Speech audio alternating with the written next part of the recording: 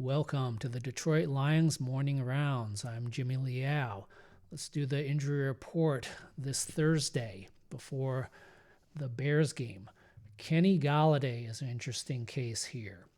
He had no practice both Wednesday and Thursday this week. His last practice was a limited practice last Monday. Now, his initial injury was November the 1st, so he's currently 4.5 weeks out from that. I thought based on video that he had a left hip flexor strain, likely a mild one, which is generally a 2 to 4 week injury. Now, interestingly, he was reported to have been running around pretty well in practice a couple weeks ago. One of the beat reporters described that. But that day was listed with a no practice on the official report. So that's a curious situation there. So the question is, how much of this is contract related? Now, he certainly could still have a lingering hip strain, maybe even aggravated it, which prolonged the injury. However, a contract-related issue is a very good possibility. He's in the last year of his contract. He's looking to sign a big deal, life-changing deal this offseason. Now, I wouldn't call what he'd be doing a hold-in because the Lions don't even have a GM to negotiate with. If he is holding out slightly due to contract reasons, it's more of making sure he's healthy going into this offseason so that he can land a huge deal without any questions about his health for 2021. Now, with NPs this week, he's definitely out for the Bears game, and it also means he's likely out for the Packers game next week. Now, strategically, if he wants to maximize his contract this offseason and stay healthy, I'm probably going to come back the last 2 games, maybe 3 games of the season, just enough to prove that I'm healthy going into the offseason while limiting any exposure to injury, limiting any uncompensated risk. So 2 games is probably good enough to prove health without taking on additional risk. All right, Deshaun Hand has a groin, NP, Wednesday and Thursday this week. He missed last game with a groin. Looks like he'll be out this week as well. Jeff Okudah with a shoulder initial injury on November 22nd. It's good news he wasn't placed on IR, which suggests it's not a serious shoulder injury. He's had NPs this week. It looks like he'll be out. DeAndre Swift is another curious situation.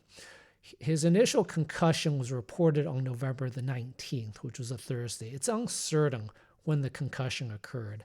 May have been Wednesday, may have been Wednesday night, maybe didn't have anything to do with practice, even something off the field.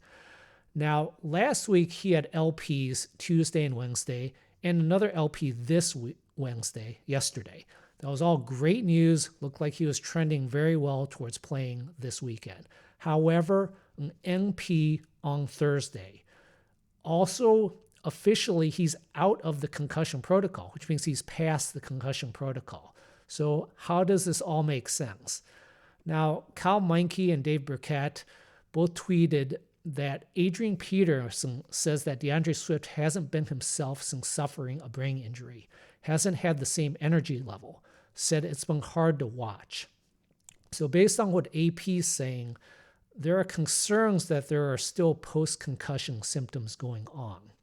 Now, it's certainly possible that what's going on has nothing to do with a concussion and he's recovered fully from the concussion and there's something else going on with either his health or his life. Maybe there's a social issue going on. However, based on the timeline, based on what AP said, he could still certainly be having post-concussion symptoms. Now, this begs the question, how did DeAndre Swift clear the protocol if he's having post-concussion symptoms? Well, keep in mind that post-concussion symptoms need to be self-reported to the neurologist. The way the concussion protocol works is there's a gradual step up in activity. After each step, the neurologist asks the player, are you having symptoms? The neurologist might do a quick examination, ask some basic questions, mental status questions, which at this point would be pretty easy for him to pass. But post-concussion symptoms such as nausea, headache, fogginess, unusual fatigue, those require self-reporting by the patient, and Swift might have simply not self-reported it, which would mean the neurologist would pass him and move him on to the next stage and eventually pass him through the entire concussion protocol. So maybe that's what's going on, that he's still actually having post-concussion issues even though he did complete the concussion protocol. Now, Matthew Stafford, still listed with a right thumb sprain, initial injury November the 15th. You can check my video analysis for more on that. He's LP both days this week, but he should be fine. He'll play. Danny Amendola initially hurt his hip in the Washington game on November the 15th, possibly a hip flexor strain, same as Golladay. He's 2.5 weeks out from that. He's up to a full practice already on Thursday, so it looks like he'll be ready to play on Sunday. Mike Ford had a concussion in the Panthers game 2 weeks ago. He's had FPs both days this week. Great news. Looks like he's fine from the concussion. Other notes, Julian Okwara has returned to practice, which is great news. He initially hurt himself in Game 5 versus the Jaguars. It looked to be some kind of right leg injury, maybe knee or ankle. Nothing was obvious on the video, but good news, it doesn't look like anything very long-term or serious.